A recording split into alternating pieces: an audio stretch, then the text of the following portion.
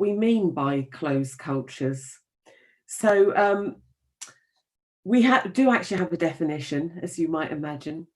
So we define a closed culture as a place where there's an increased risk of harm, including risk of abuse and human rights breaches. Now, this might be deliberate in the minority of cases. In many cases, it's unintentional. Either way, it's unacceptable because it can cause harm to a person or their loved ones. They're most likely to develop, in our experience, in services where people are a long way from home and where they stay for months and sometimes years, where the leadership is weak and where the staff don't have the right skills, the right training, or get the right support. And they're also more likely to develop where there's a lack of positive engagement between staff and people and their families, and and I think advocates may be among the first people to spot this sort of thing, where that engagement isn't as you would want it to be. So in these services, people are often not able to speak up for themselves. Could be the lack of their own communication skills, the lack of support to speak up, or indeed because of the abuse that they're suffering. It is also, though, a state of mind. We sometimes confuse a closed culture with a closed environment, and many of the significant scandals, most recently the Wharton Hall scandal that Panorama covered, they are often old buildings in the countryside, down the end of a long lane, where people have very few visitors. But they're not all like that. A closed culture is also a state of mind. And at CQC, we see that. We see it in maternity services sometimes. We see it in a GP surgery. And some of us will have experienced that in some of the places we've worked. And it's a place where it isn't safe to say what you think, to share a great idea, or to say when you think something's gone wrong. So that's what we mean by a closed culture, and that's what we are trying to tackle at CQC. Have the next slide, please, Katie. So I thought I'd just touch on our purpose and role for a moment, because not everyone may know what we do. So we are the regulator for adult social care and health, all ages, in England. We register services, so there are the Health and Care Act has set out the particular services that if a provider is running them need to be registered with us. We monitor and inspect those services, and we take action against a provider to ensure that people are kept safe and to help support improvement. We speak independently, and this is a really big, important part of our role. Last week, we published our annual State of Health and Care, and we think it's really important that we take all we know from our work across the year and say it out loud as to what we think that's meaning for people using services. And our key message in the report last week was that if COVID has done anything, it has exposed the extreme inequalities and challenges in the health and care system. We encourage improvement. That's an important part of our work. And it comes back to everybody having a right to expect their care to be safe. So our purpose is really important to all of us who work at CQC. It's why we're here. The image on the screen is not of the annual State of Care report, but of our report, Out of Sight, Who Cares? And I'm going to be talking about this report as I go through, because it certainly deals with closed cultures. And this was looking into the care of people who had been restrained, secluded, or segregated for long periods of time, sometimes for years. It's quite shocking, the content of the report, and the report does talk about advocates. So I thought I I would focus on that a bit too. Next slide, please, Katie.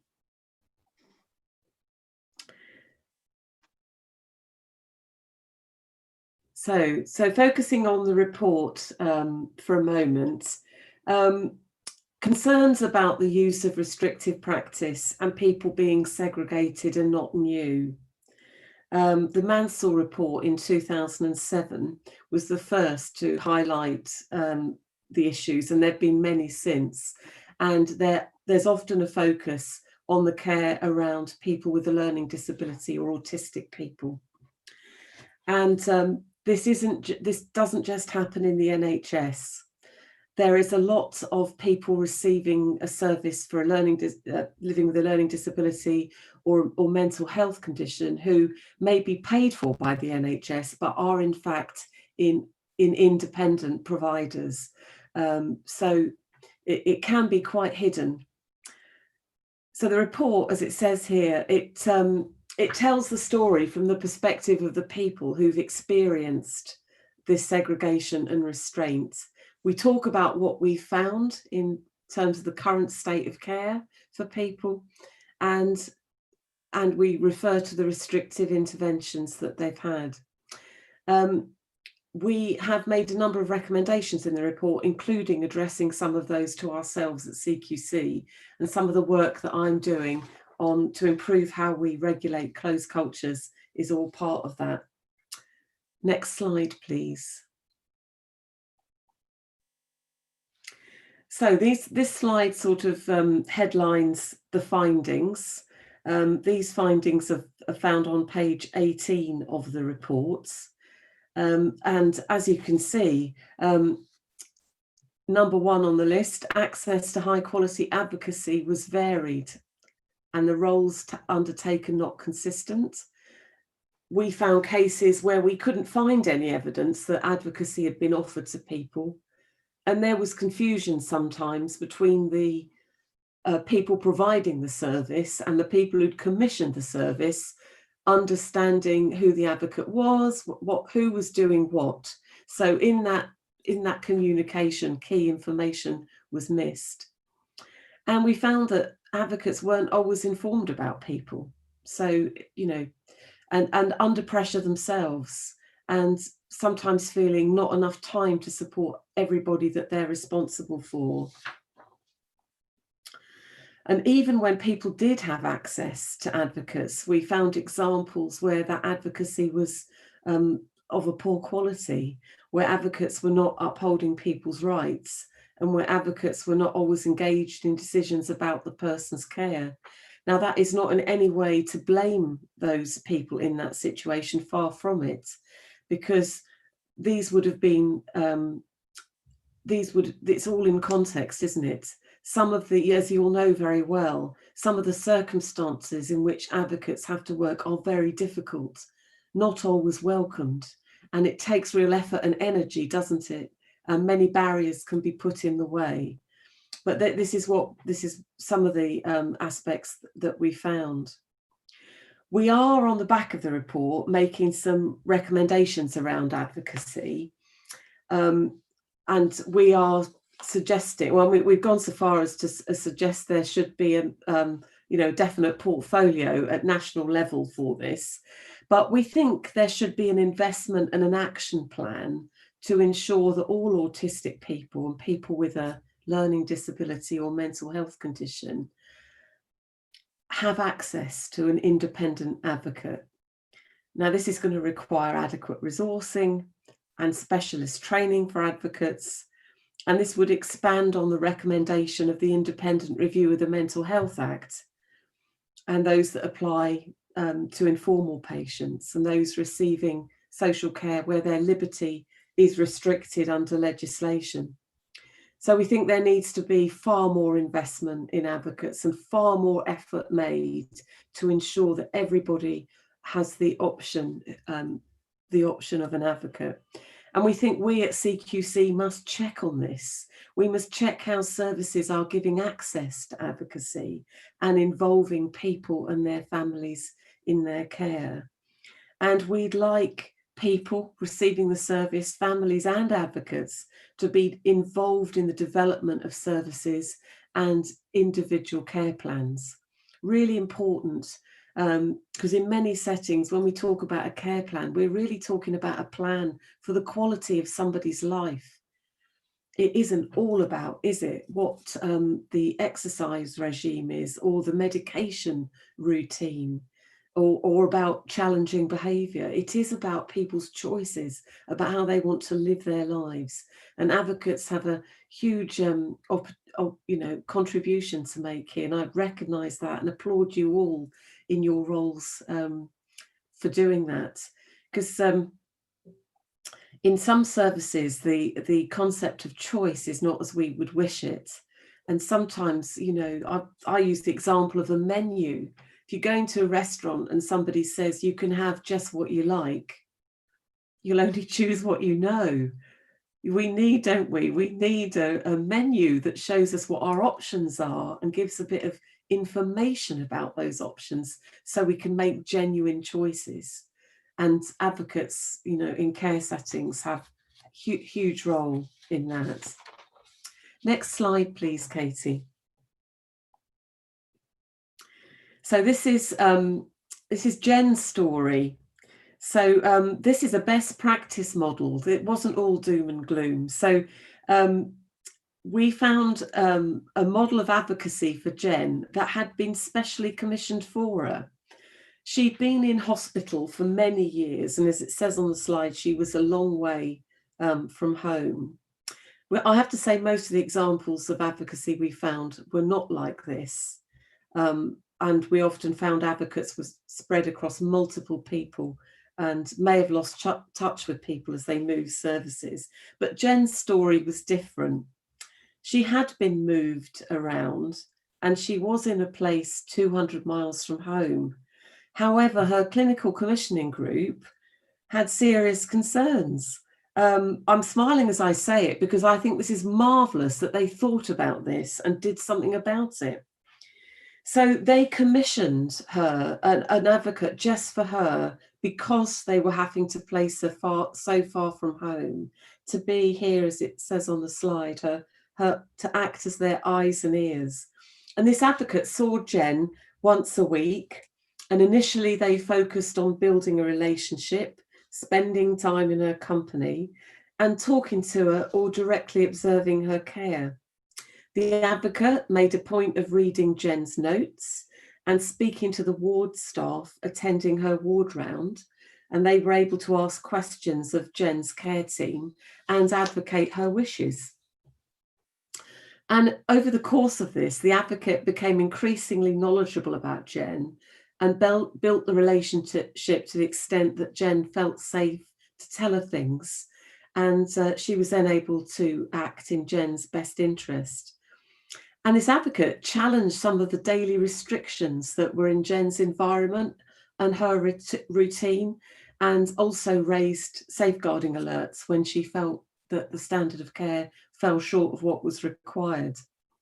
And because of the time that Jen had spent in hospital, the advocate played a really active role in escalating her care to external agencies. So Jen's journey continues, but with a much improved voice and with far less restrictions around her care that would never have happened without the advocate. So next slide, please. So as I said, we're doing a lot of work on improving how we look at closed cultures, and that I'll say a bit about that and more about that in a minute. But on this slide, I've picked out the elements that around advocacy. So some of our work to improve is around, for our own inspectors, their awareness and understanding of the symptoms of a closed culture. And when we either have a suspicion that a closed culture is developing or when one definitely is there, we've improved our guidance for inspectors so that they know when to speak to advocates on inspection and monitoring, and how to request the contact details of the advocate so the inspector email, phone or video call advocates at a time to suit them. Our rather old-fashioned model was that we would speak to families or advocates who happened to be in a care setting when we visited. We now make far more effort, and I'm intending to make far more as a matter of our everyday work, that where people have got advocates, we make every effort to contact them, and that we have a discussion at a time that suits. Just as we heard in the example of how Jen's life has been changed by that engagement with the advocate, if we can have that enhanced engagement with you through the people you're involved with, then we can work together on the issues that need resolving. And it helps us to facilitate conversations with people, and that feeling they can speak confidentially. And we're looking at how we could set up more formal arrangements with local advocacy groups, so that because I think that could really bear fruit in terms of you having influence, those groups having influence on how we work, because we are trying to improve all the time, and it's really helpful to get that insightful input that advocacy groups will have. So I said at the start about our definition of the closed culture and how it, the sort of places it can arise. So in our work on this project, we're trying to improve everyone's awareness at CQC as to what a closed culture is, how to spot it. We're doing a lot of work to see if we can improve our detection of emerging closed cultures. There are some signals to us that we know. Increase in whistleblowing, increase in safeguarding alerts, increase in notifications around injury and some forms of restriction. Turnover of managers in a service is also, if there's rapid turnover of managers, that's also an indication that culture isn't quite right.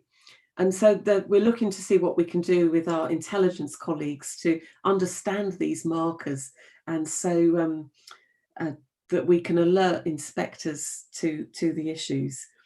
We're looking to prevent the emergence of them as well. So sharing best practice when we find it and promoting that's really important. And also that we take action. So there's only two acceptable courses of action. Well, the only one acceptable course of action is to improve the culture and eradicate, as far as possible, that risk of harm, improve the lives of people in that service. And we'll do all we can to support that improvement. But if services cannot improve or improve a bit and can't sustain it, then should they really be around providing a service at all? And we have the powers to restrict services and ultimately to remove them. And we have removed services. We're at court most weeks, it seems. So next slide, please. So I've been talking for nearly, half an hour. So that's a lot of time to be talking without giving you the opportunity to ask questions. So thank you so much for listening to me for the last 25 minutes. Thank you so much for all the work that you do. I haven't been able to keep an eye on the chat, but I have got it open. So I'll try and look at that in a moment. But I'd be very pleased to have any questions, feedback or comments. Thank you. Thank you. That was great, and you kind of have thrown down a challenge as well as reflecting on the broader issue. So that's great, Mary. Thank you. I could see two questions. One's a specific one around the Amnesty International report as if expendable, which was quite critical of the CQC and the lack of inspection oversight during COVID. So the question was that the person was wondering what the CQC response to this criticism is, and whether it will change how you're responding during COVID. Yeah, so I have that report. I was, I think they made some good points. I think there's been a bit of misunderstanding about what we did at the start of COVID. We announced that we were pausing routine inspections. And and we haven't restarted routine inspections. And what I mean by routine inspection is our current strategy is that we inspect, we rate, and then we use that rating to determine how frequently we go back. We've abandoned that, and we won't be going back to it. And in fact, our strategy is up at the end of this year, and we're currently, well, we've got a discussion document out, and we'll be consulting on a new strategy in the new year.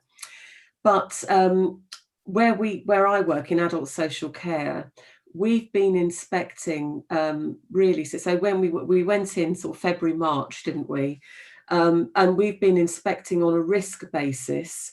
What held us up in the early days was the very practical problem of PPE. You can imagine that on the list of people who were lining up for the very short supply, and it was very frightening at times, wasn't it? There were times as a country we only had a few days of PPE left. And obviously it was critical care units and acute settings and so on, and care services above us. But once that situation eased and we could get access to PPE, we've trained our staff in the use of PPE, and we've been out inspecting.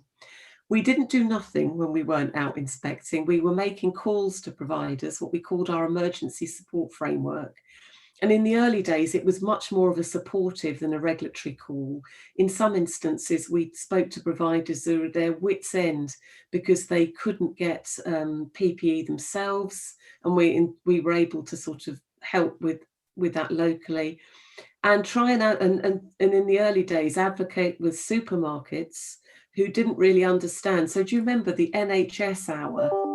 A lot of supermarkets said, first hour of the day, NHS or the elderly or whatever. So, but they didn't extend that to care staff. So, and some of the ways that services run. So I can remember a learning disability service getting in touch, whose their model of care was that they would shop together every day and buy what they needed, decide together what they would cook, and so on.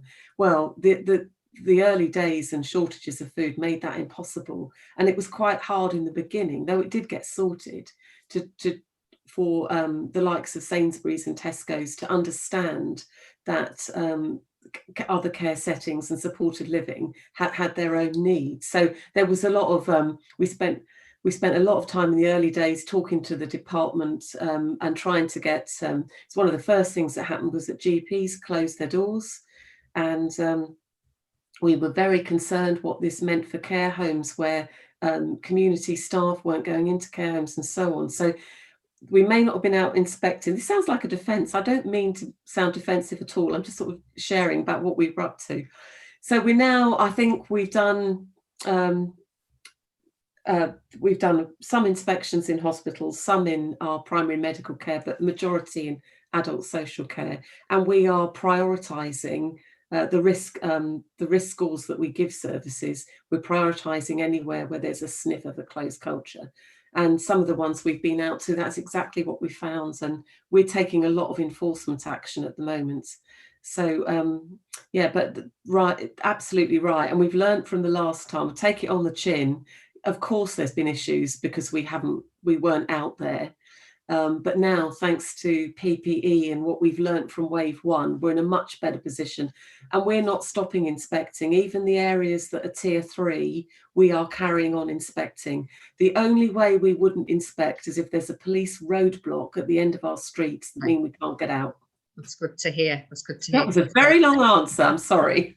No, it's complex, and I think with COVID, we're learning, aren't we?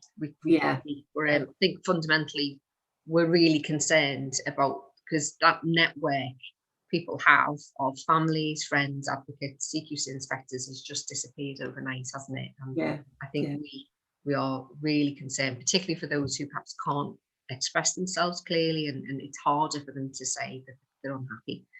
So that's really important. That's great to hear. There was a very quick question actually about just, can you explain about unannounced inspections and timescales? Sorry, I didn't catch that, Kate. It wasn't a question really. I will rephrase that better. So how do unannounced inspections work, and what are the timescales involved? Okay, so right. So Right, let me answer that in two ways. Unannounced inspections. Right. So I think we understand that everybody loves an unannounced inspection apart from the providers. The really good providers like it because they're very open. Yeah. But in the very early days of hospital inspections, for example, when we did a comprehensive inspection of a hospital, it was literally a coach load of people.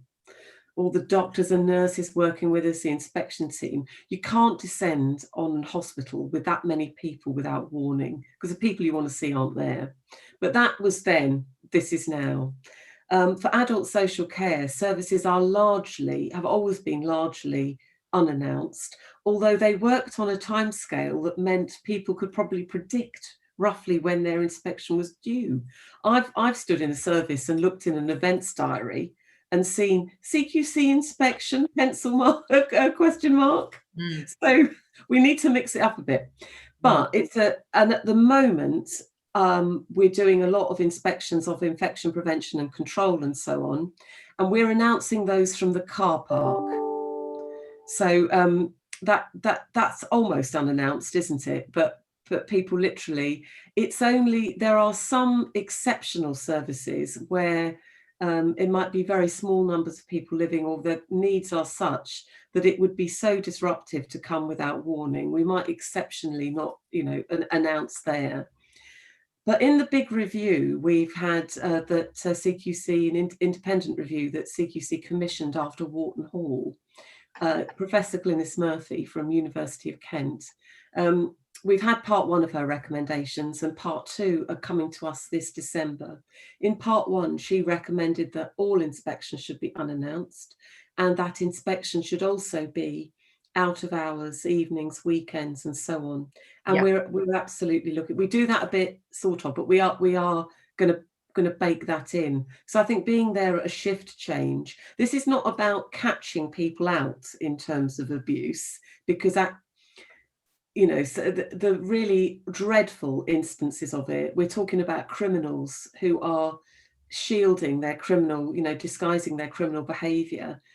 And some of the people, even where we've got CCTV, people say to us, yeah, but I know the blind spots and we could still do it if we wanted, which is just dreadful, isn't it? So I think the way we're going to detect these closed cultures and the risk of abuse and harm better is to be in the services more, talk to people in the service and their families and their advocates more regularly, observe care, observe how the leadership are acting. University of Kent told us recently they've got an observation tool for service leadership. So I'm very interested to look at that, because I think we need to pick up on atmosphere. And the first ever inspection I did when I joined CQC, gosh, many years ago, the inspector said to me, the way they answer the door will tell us a lot. And I thought, what do you mean? Mm. But of course it does. Are people running around like headless chickens, or is there a sense of calm in that service with people living their lives and going about their daily business? So you can't help but sense the culture the minute you're in a service, and I'm sure people listening in find that too. Mm. Oh, and I think families and advocates would hugely welcome inspections taking place at weekends and on Friday evening, to get that sense of what it's like to stay in this institution. Yeah, absolutely valid. There's lots of comments in the chat about mixed experience of advocates working with CQC inspectors. So some experiences really positive of CQC inspectors contacting the advocacy as part of that planned inspection or unannounced inspection, and then lots of advocates saying the opposite, saying it's very difficult to know who the inspector is, how do we get in touch with them, it's only by accident if we happen to be there. Any thoughts or ideas on how we can make that stronger, because there's overwhelming interest from advocates to strengthen links? Yeah, I absolutely, I'd agree. It's far too patchy at the moment. As I say, at one time we just talked to who we found in that service on the day. So it was, just luck of the draw. So we're taking a much more deliberate approach, and we have revised our guidance to inspectors that they should seek out advocates and recognizing that, you know, people have busy lives. The ambition is to talk to people, whether advocates, families, and staff, actually, at a time that is suitable and safe for them. So this will mean, you know, if it's a video call at 8 o'clock on a Wednesday evening is the most convenient time, that's our ambition to have that. So I think we need to be much better at hunting out the people that we need to speak to, can very usefully contribute to our assessment of, you know, an individual care and care and service, and we need to be easier to deal with.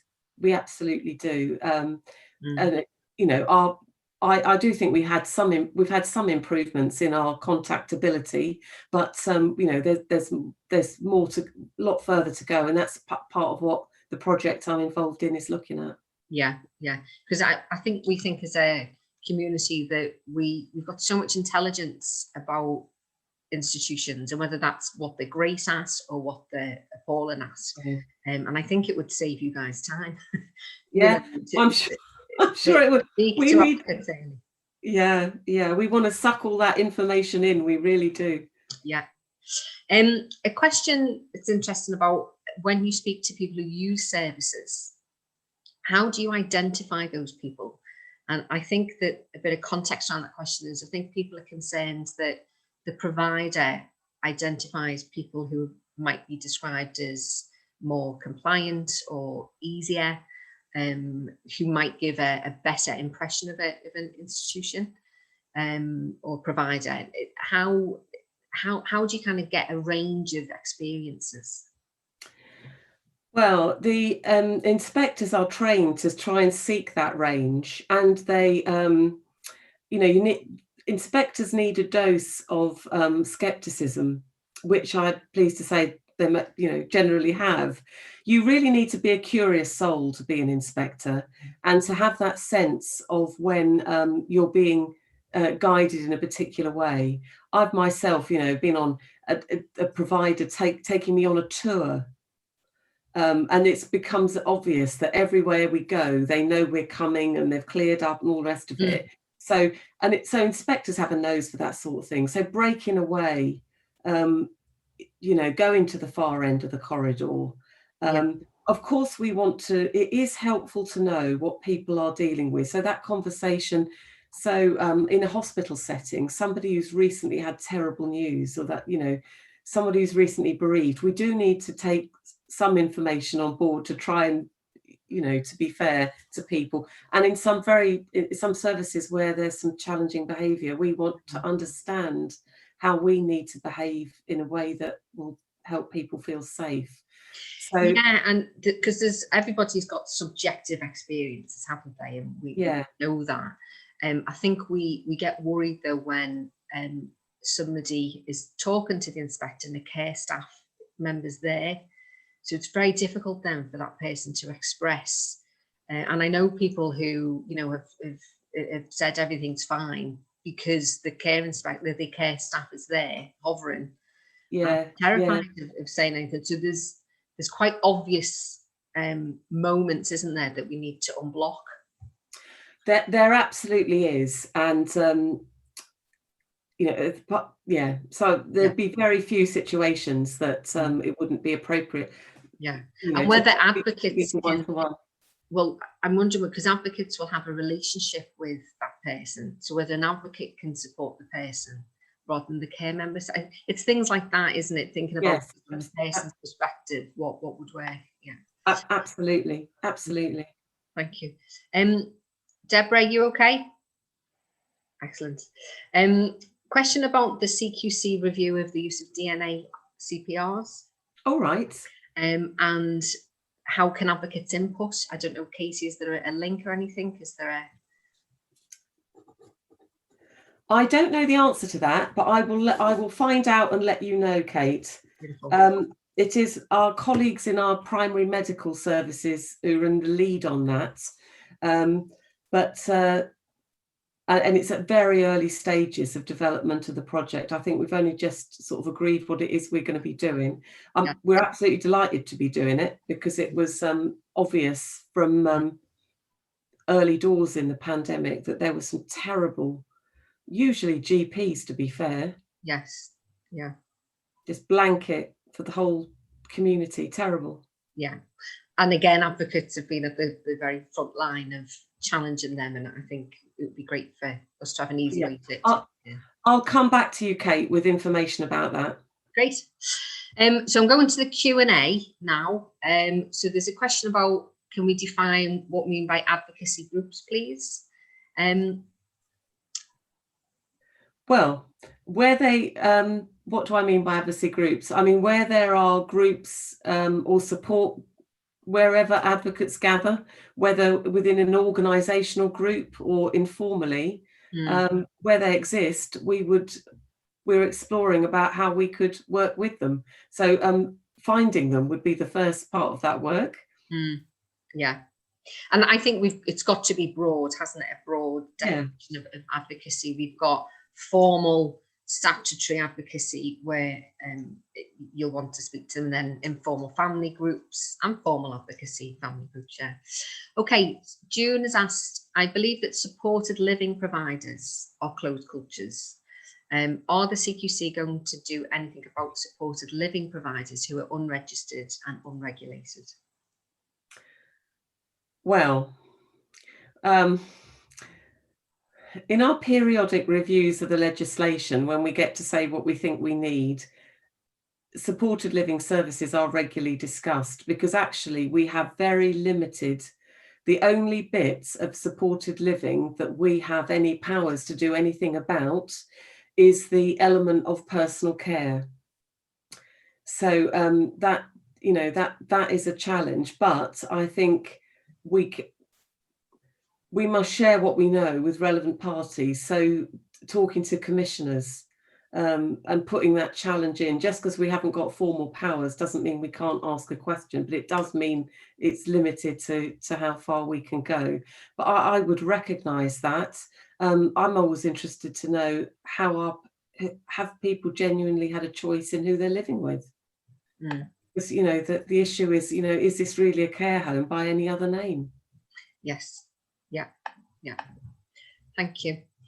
A question about the scope of statutory advocacy can be quite limited in remit, and I think you touched upon this before with your, you know, comments about advocates can sometimes focus just on single issues like medication or, you know, activities rather than looking at the whole picture. So the question is, is there a question? Sorry. Vulnerable people in closed cultures and care settings will benefit from more holistic advocacy on a regular basis. Do you think the CQC report can influence this? Well, we certainly hope so. We've made the report contains recommendations for government and for us. But, you know, so we are looking for action on this. This report, you know, it's been 2 years in the making. The field work for it was very distressing for those concerned. And just frankly, aspects of it I found unbelievable that it's in this country, in this day and age. But, you know, that's what we found. So pulling it together, so through, but not just that report, there's been a whole series of reports. I mean, registering our registration teams, we're really determined that we should be registering appropriate models of care, not allowing services to come onto the register where that model of care simply is inappropriate and out of date. So both at the, you know, keeping people off the register if they're not doing the right thing. Again, there are some, I'm not going to call them loopholes because they're not actually holes, but there are ways that a provider can change what they do without needing to change their registration. So we need to be alert to that as well. But it comes down, if we focus on the individual people receiving the service, the appropriateness of it, their safety, and are they living their best lives? We've got the regulations to help us with that. So I think focusing on the people, it is the way to go. Yeah, always. Nice short question, Mary. Are you concerned about LPS? Oh, LPS. Oh dear, this is another thing on my list. Yes. So am I concerned? Well, we're just starting to stand up our LPS work again, because it was one of the things that was put in abeyance by the department when we went into the pandemic and lockdown. And now that work, the steering group has met for the first time. So I'm pleased that, and we're going to get, we're recruiting a team and we will start the work. My worry about it is I just so want it to be better than what went before. I don't want one difficult system replacing another. So and I also think that we have to look at everything with fresh eyes, don't we? We've learned so much through the last few months that I think everything needs fresh eyes on it. Is this still the right thing to do and in the right way? And I think the way to make sure that it is to have all the voices at the table. So I think I wasn't at the first steering group, but I gather there's been a move to widen the involvement, because having the right voices at that stage, is critical. Got you. There's some brilliant comments from Jonathan, who has recently published a paper exploring some issues with advocacy in these sessions, the mental health hospital sessions where autistic people and people with learning disabilities are staying. There's quite a few comments there. Katie, I'm gonna, could you kind of pick up on some of these perhaps after the session? But I think that if there is a question in there that we could explore, it would be about people languishing in these places when they are ready for discharge, and the lack of community placements, and kind of what's the role of CQC in getting people out into their own homes, rather than staying in these institutional settings that are not needed. And I'm sure you've thought long and hard about this because it's such a big issue, but any thoughts or views that you could share? Yeah, I mean, well, it's an enduring issue, isn't it? And it would be so good to see some meaningful progress on it. And I think there has been some, but I think the pandemic has put this agenda back quite a bit. I was hearing this week about some joint work we've done with Ofsted in Suffolk around children's mental health, and everybody knows what the issues are. The ability to do something about them is something else, and just at the moment it just feels quite difficult. So I think we need to hang on to the principles around this. So I think CQC's got at least two routes here. The individual person in the individual service, there is a route there, and calling it out in our inspection activity. Yeah. And then our independent voice, whether that's the independent voice of a local manager talking to a local commissioning manager, and contributing to that conversation. And then in our bigger reports, to gather this up and seek to influence, real change. But there's some really big issues on the table at the moment, aren't there? Not least it's close to home for me, the adult social care model and funding.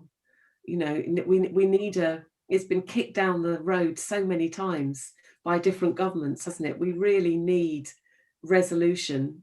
I really feel at times for local authorities when seeing what's happened to their budgets over the years. But all we can do is keep calling it out, and it's like that starfish story, isn't it? On the beach, and chucking them back in. You can make a difference individually while we try and get the whole beach cleared up.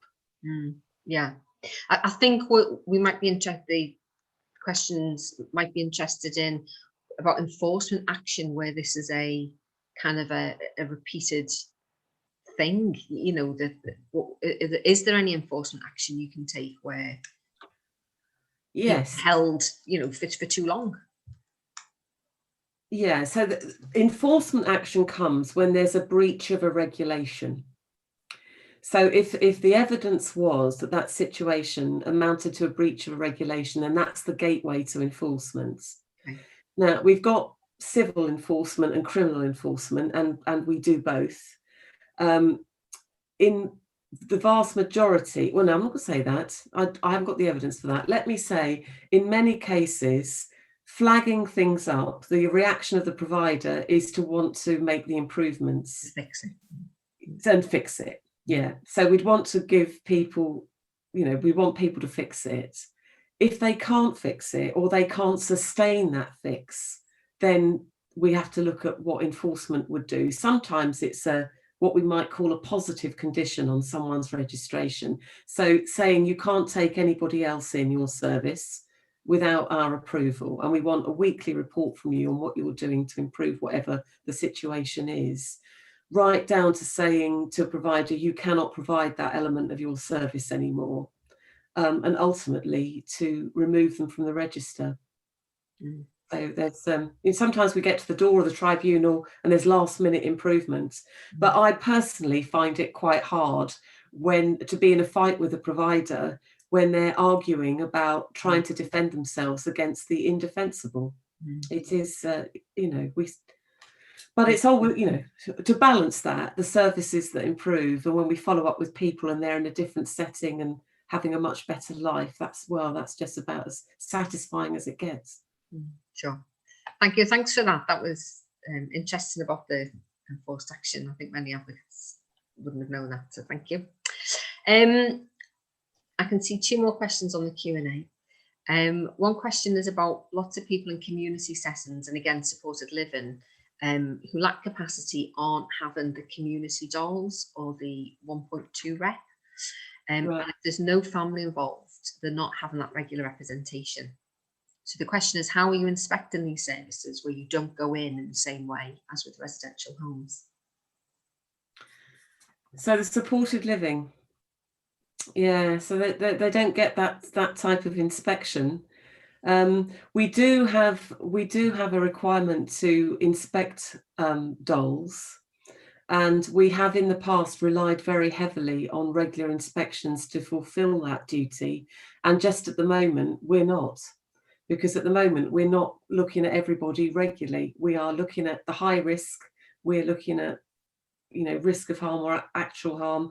We're looking at infection prevention and control. We're looking at trying to keep some semblance of elective services going in the NHS.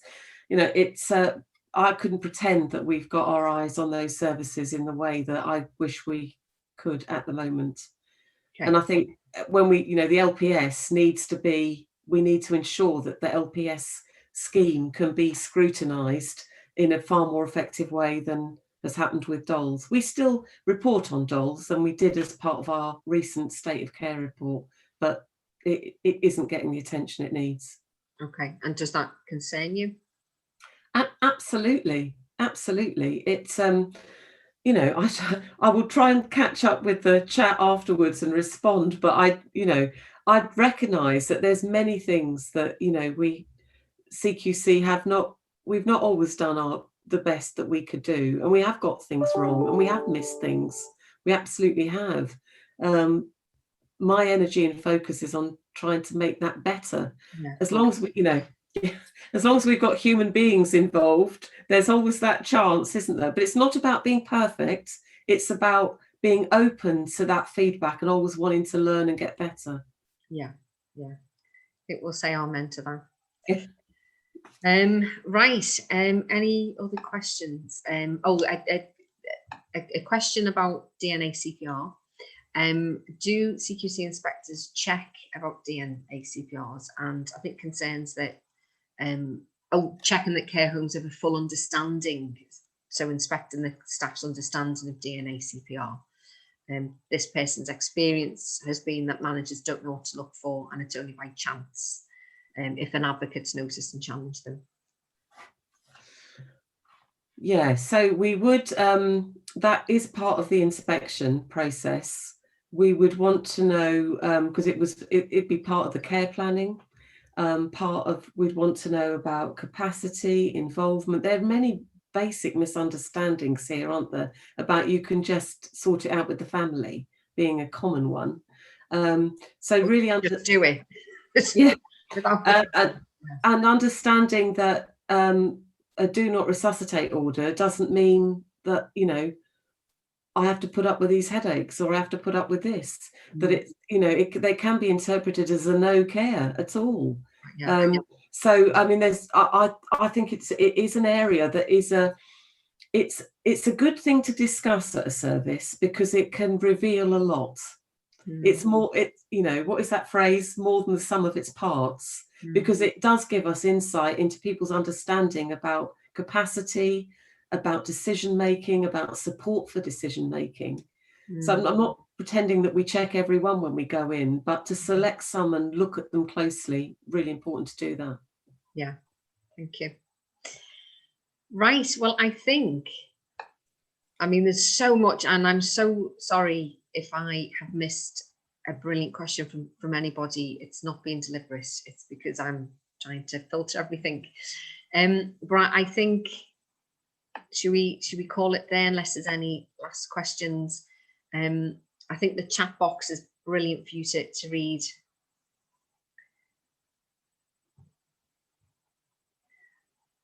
Oh, is my internet dropped? Everything's true. I'm going to keep going and hope that you can hear me. But thank you so much, Mary. Oh, my screen's stopped. I'm not sure. This is, sort of, you know, people. I'm just trying to. It's hard, isn't it, to speak and read at the same time. Could I just pick up? Can I just say amen to that?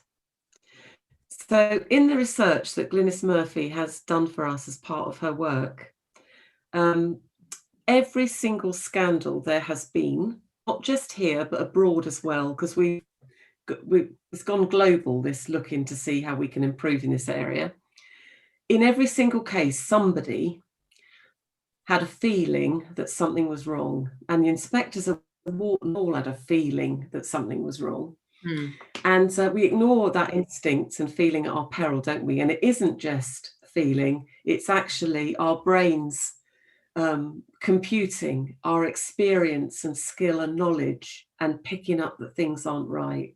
So in our training for inspectors and in our development, we really want to sharpen up about where we've got that feeling, exploring that further and really getting to the bottom of it, because every time it's been right. Yeah. And we say that as advocates, don't we? If well, Belinda Schwer says, if the eyebrows on your face disappear around the back of your head, it's probably wrong. And being, you know, it's important that advocates don't become mini inspectors. You know, we say that, but yeah, the inner chimp, as Jane has described it, is spot on. We must listen to that. We must not let that go.